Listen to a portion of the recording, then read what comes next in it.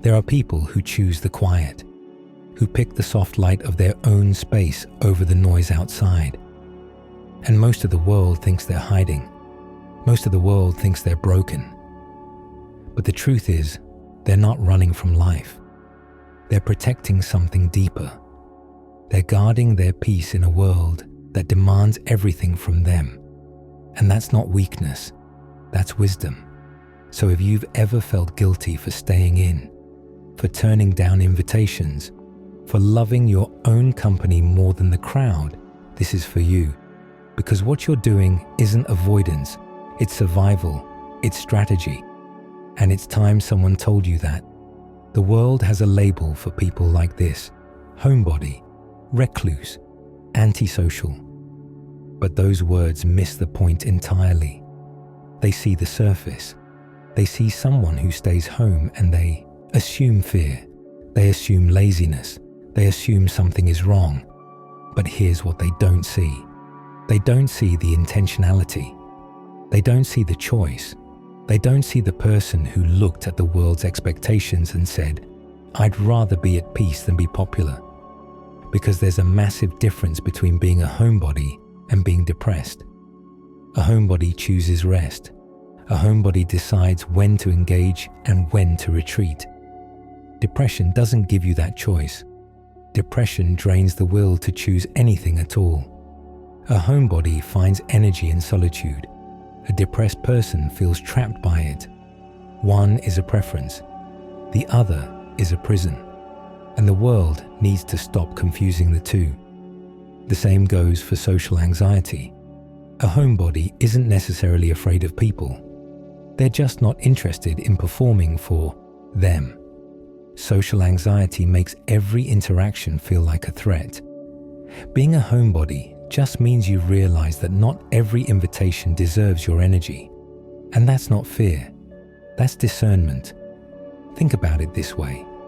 The anxious person wants to go out but can't. The homebody can go out but chooses not to. The difference is in the wanting. The anxious person is controlled by fear. The homebody is guided by preference. And that distinction matters because it changes everything about how we should view this choice. Here's the real issue. The world is built for extroverts. It rewards the loud. It celebrates the busy. It treats constant socializing like a virtue and solitude like a problem. But for some people, that system is exhausting. For some people, the noise isn't energizing. It's draining. And choosing to step away from it isn't antisocial, it's self-aware. Society tells us that being social is always good, that more friends means more happiness, that a full calendar means a full life. But that's not true for everyone. For the homebody, a full calendar feels like suffocation. It feels like being pulled in 1,000 directions at once. It feels like never having a moment to just breathe.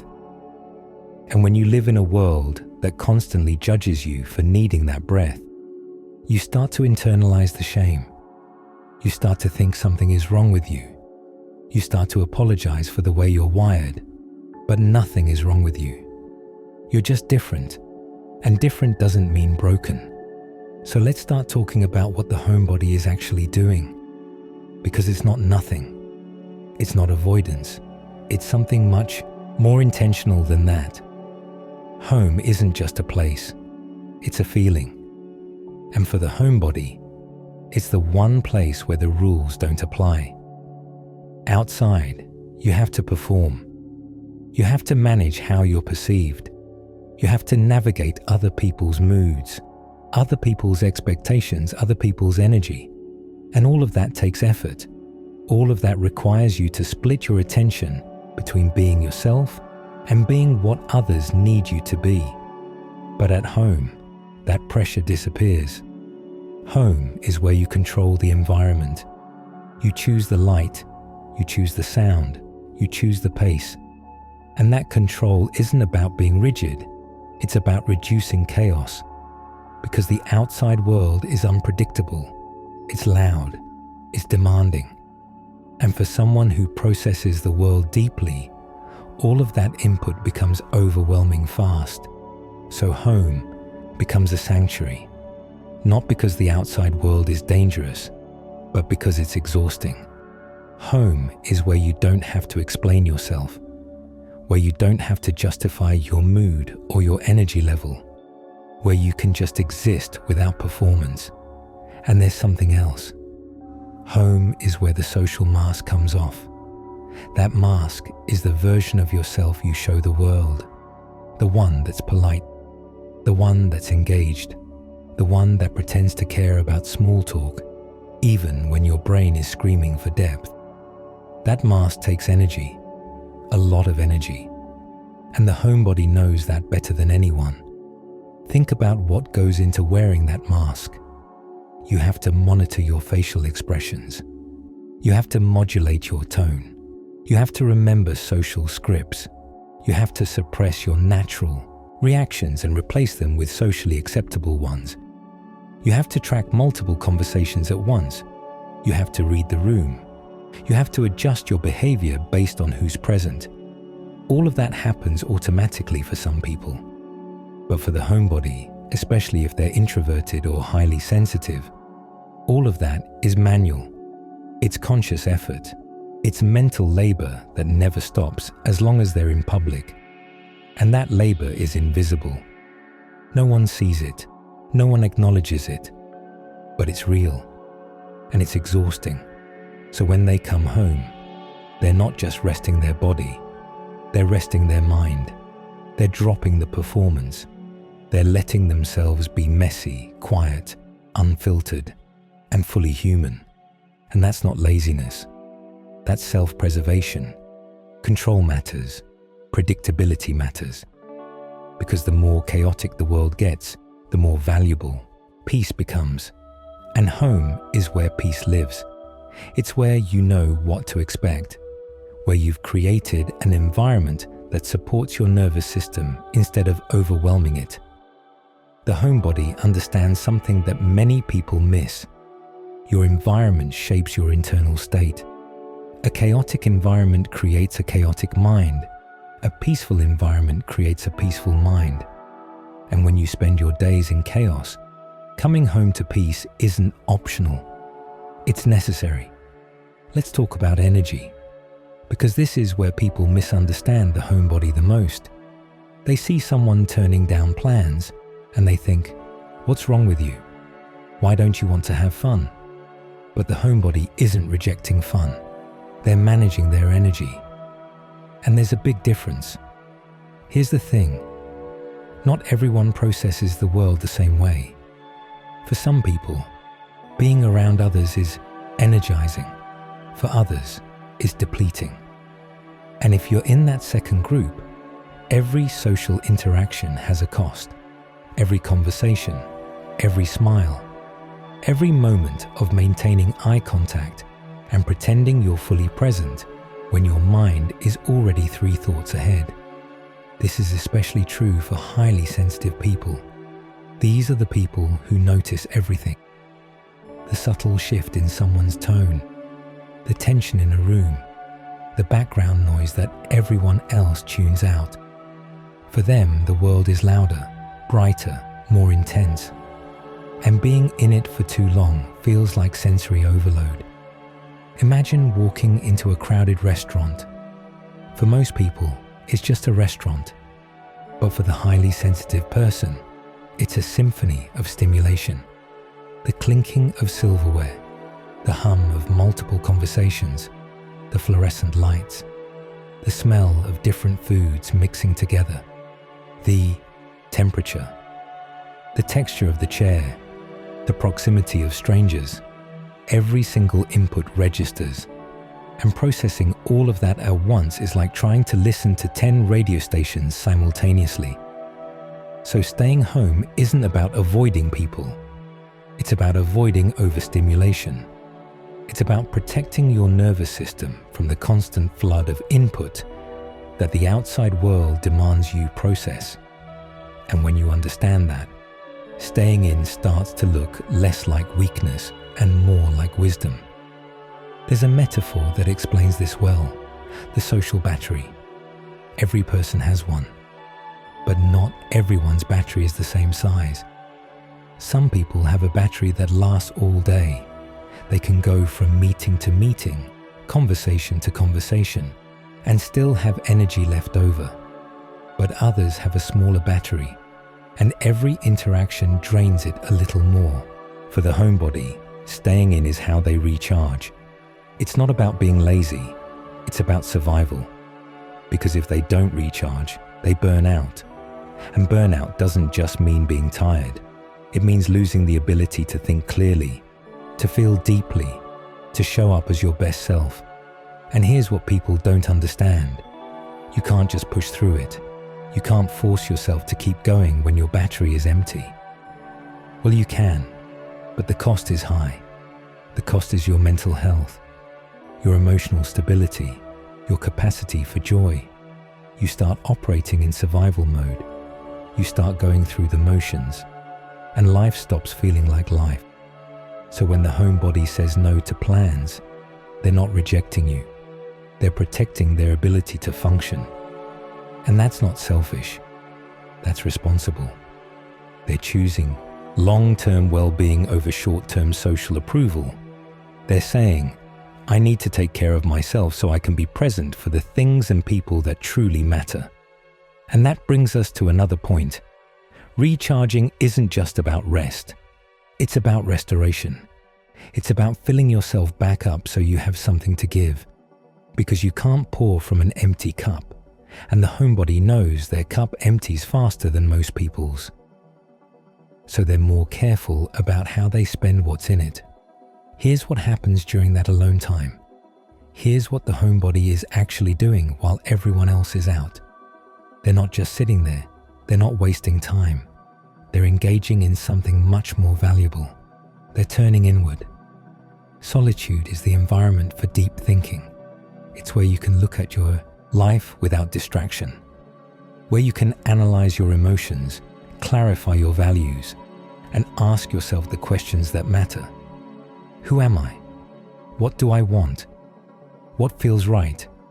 Those questions don't get answered in a crowd.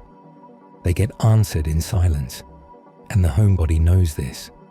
They know that the noise of the world drowns out the voice of the self. So they create space for that voice. They sit with their thoughts. They reflect on their experiences. They process what's happened to them instead of just moving on to the next thing. This is introspection. And it's not navel-gazing. It's not overthinking. It's self-discovery.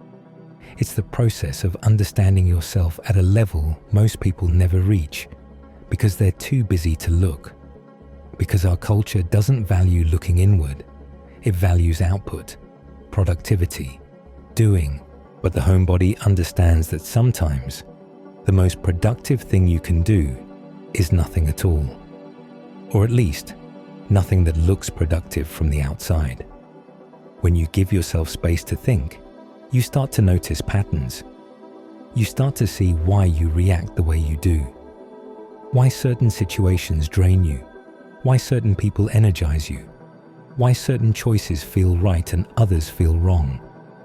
You start to separate what you actually want from what you've been told you should want. And that's powerful.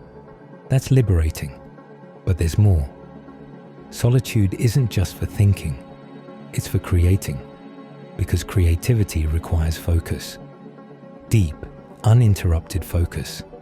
And that kind of focus doesn't happen when you're constantly switching between tasks, checking your phone, or managing social obligations. This is called the flow state. It's that feeling when you're so absorbed in what you're doing that time disappears. When the world falls away and all that exists is you and the task. Writers know this feeling. Artists know it. Musicians know it. Anyone who's ever lost themselves in something they love knows it. And the homebody is chasing that feeling. They're creating the conditions for flow. They're building a life where they can dive deep into their hobbies, their projects, their passions, where they can learn, where they can grow, where they can become more of who they are instead of who the world wants them to be. Think about what it takes to achieve flow. You need time. You need quiet. You need to eliminate distractions. You need to give yourself permission to be fully absorbed in one thing. And all of that is nearly impossible when you're constantly social, when you're always available, when you're always on. But the homebody creates those conditions. They protect their time. They guard their space. They say no to the things that would interrupt their flow. And because of that, they're often the ones creating the most interesting work, writing the best stories, making the most beautiful art, building the most thoughtful ideas. That's intentional living. That's choosing your engagements instead of letting the world choose for you. And that's not avoidance. That's empowerment. It's taking control of your life instead of letting it be controlled by other people's expectations. But let's be honest, there's a darker side to this. There's a line. And sometimes the homebody crosses it, because there's a difference between choosing to stay home and being afraid to leave. There's a difference between rest and retreat. And when the sanctuary becomes a hiding place, that's when things get complicated. Here's the truth. If the choice to stay home is driven by fear, it's not healthy. If you're staying in because you're afraid of what people will think, because you're afraid of failing, because you're afraid of the unknown, then you're not choosing peace. You're choosing avoidance. And avoidance doesn't protect you. It traps you. Because here's what happens when fear takes over. The comfort zone shrinks. At first, it feels safe. You stay in. You avoid the things that make you anxious. And for a while, that works. The anxiety doesn't show up because you're not putting yourself in situations that trigger it. But over time, the world outside your door starts to feel more and more threatening. Things that used to be manageable become impossible. And before you know it, you're not just avoiding stress, you're avoiding life. This is the avoidance trap. And it's subtle, because it doesn't feel like a trap. It feels like relief. But relief from fear isn't the same as peace. One is temporary. The other is lasting. And when you're stuck in avoidance, you're living in temporary relief, which means you're always one step away from panic. The problem with avoidance is that it reinforces itself. Every time you avoid something that scares you, your brain learns that the thing was dangerous. It learns that staying away was the right choice. And the next time you're faced with that situation, the fear is even stronger. Your brain says, "Remember last time? We stayed away and we were safe. So let's stay away again." And that cycle continues. The fear grows. The comfort zone shrinks. And eventually, even simple things become impossible. Going to the grocery store, answering the phone, checking the mail. Things that used to be automatic become sources of anxiety. And that's when staying home stops being a choice and starts being a prison. There's another problem. Stagnation. Life requires growth. It requires exposure to new things, new challenges, new perspectives. And if you never leave your comfort zone, you never grow. You stay the same. And staying the same might feel safe, but it's not fulfilling. Because fulfillment comes from becoming, from learning, from pushing yourself beyond what you thought you could do. When you never challenge yourself, you start to feel stuck. You start to feel like life is passing you by. You watch other people take risks, try new things, build new relationships, and you feel left behind. And that feeling breeds resentment. Resentment toward yourself for not being braver. Resentment toward others for making it look easy. And that resentment turns inward. So if you're staying home because it feels good, because it recharges you, because it gives you space to think and create and be yourself, then keep doing it. But if you're staying home because you're afraid, then it's time to be honest with yourself. Because fear dressed up as preference is still fear. And fear doesn't lead to peace. It leads to stagnation. Ask yourself these questions. Do I feel energized after time alone? Or do I feel numb? Do I choose to stay home? Or do I feel like I have to? Do I have things I'm working toward? Or am I just passing time? Do I feel content? Or do I feel stuck? The answers to these questions will tell you whether you're resting or retreating. But here's the key. If you're a homebody who loves your space, who finds energy in solitude, who chooses your engagements intentionally, then you're not stuck, you're strong. And don't let anyone tell you otherwise. There's a huge difference between healthy solitude and unhealthy isolation. And you know the difference, you feel it.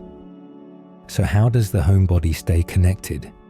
Because here's the thing, they're not hermits, they're not completely isolated. They still have relationships. They still care about people. They just care about them differently. For the homebody, it's quality over quantity. They don't need 100 friends. They don't need to be constantly surrounded by people.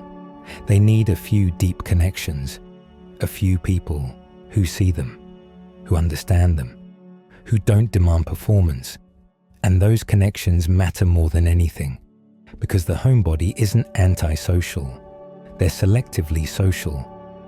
They conserve their energy so they can show up fully for the people who matter. So when they do engage, it's real, it's present, it's meaningful. There's no small talk. There's no surface level chit-chat. There's depth, there's vulnerability. There's the kind of conversation that leaves both people feeling seen and understood.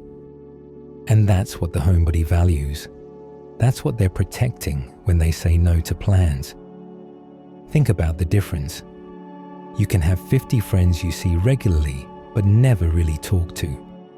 Or you can have 3 friends who know you completely, who you can call at 2 a.m, who you can sit in silence with, who you don't have to perform for.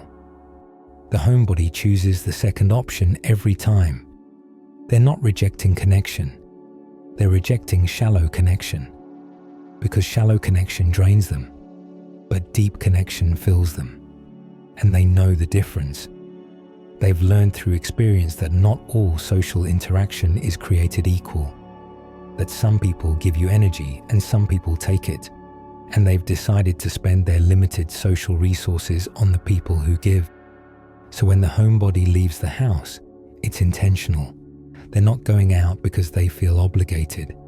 They're going out because something matters, a conversation with someone they love, a passion they care about, an experience that feels meaningful. They're not trying to fill time. They're trying to spend it well. And that's the difference. The homebody treats their time and energy like a resource.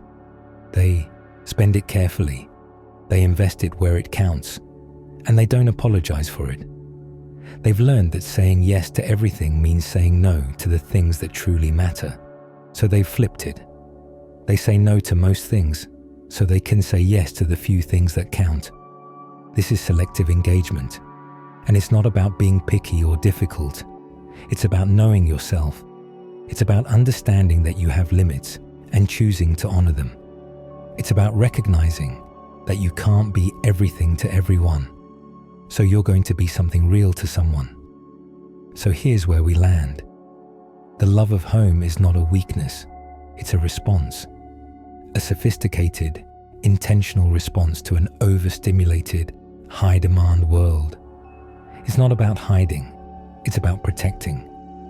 Protecting your peace, your energy, your ability to think clearly and feel deeply.